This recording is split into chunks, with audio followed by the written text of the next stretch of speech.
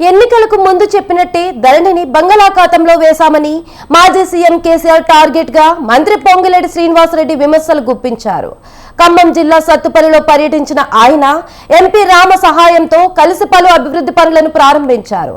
ఈ సందర్భంగా బీఆర్ఎస్ నేతలపై మండిపడ్డారు. ఎన్నికల సమయంలో ఇచ్చిన ప్రతి హామీని నెరవేరుస్తున్నామని చెప్పుకొచ్చారు.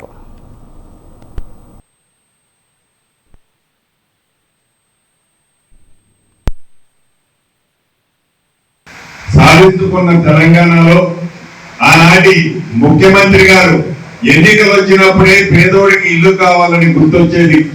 ఎన్నికలు వచ్చినప్పుడు టీవీలలో పేపర్లలో ఒక డబుల్ బెడ్రూమ్ ఇల్లు అని ఒక మోడల్ చూపించి ఈ ఎన్నికల్లో మనకి గెలిపిస్తే ఇటువంటి ఇల్లు మనకి ఇస్తామని చెప్పి మాయ మాటలతో 2 సార్లు ముఖ్యమంత్రి అయి ప్రజల చిరకాల కోరిక చిన్న ఇల్లు కావాలనేది విస్మరిస్తే మన ఇందిరమ్మ ప్రభుత్వంలో మొదటి సంవత్సరమే 4.5 లక్షలు రాష్ట్ర వ్యాప్తంగా మొదటి విడత ఇస్తూ అందులో ప్రతి నియోజకవర్గానికి 3,500 ఇళ్లు తగ్గకుండా ఇచ్చే కార్యక్రమాన్ని శ్రీకారం చుట్టాం.